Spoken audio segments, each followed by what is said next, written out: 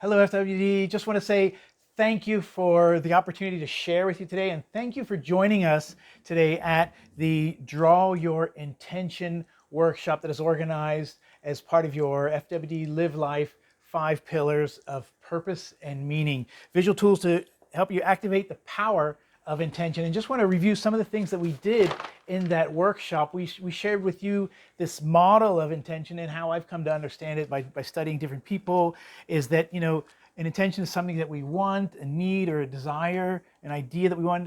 It's out here in the future, far away from us. And here I am in my current reality. But so intention can be said to bridge that gap. But when there's something that I really want and I really get clear on that intention, right? Energize it, clarify it, get really clear. What happens is my brain gets busy sending out signals to what I know, what's my information or ideas around it, what's past memories around it. It puts all that information together and forms a kind of a picture, and that picture becomes the intention. But here's the challenge, is that a lot of us, we have this habitual thinking. The inner critic says, I don't know, I can't do it. Self-doubt, I don't have enough money, I'm not old enough, I'm too old, too young, and I can't do it. And so we fall back into that habitual thinking. So the key is this one. How can I energize myself to imagine having that?